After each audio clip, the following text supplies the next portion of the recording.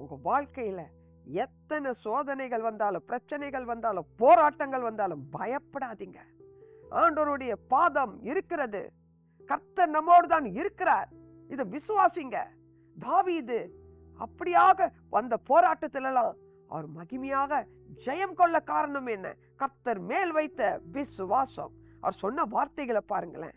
இன்னைக்கு உங்களுக்கும் தேவனுடைய வார்த்தை அதுதான். என்ன தெரியுமா? சங்கீதம் 62:2, அவரே என் கண்மலையும் என் ரட்சிப்போம், என் உயர்ந்த அடைக்கலமானவர், நான் அதிகமாய் அசைக்கப்படுவதில்லை.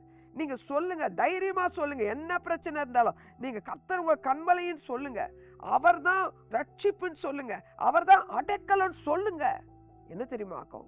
நீங்க அசைக்கப்படுவதில்லை. எந்த காரியமும் உங்களை அசைக்க முடியாது. நீங்க ஜெயம் எடுப்பீங்க. இரத்த கோட்டைக்குள்ள உங்களை கர்த்தர் மறைப்பார். அவர் கரம் உங்களை தூக்கி எடுக்கும்.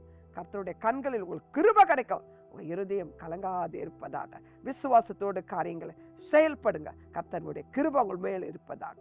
ஆமென்.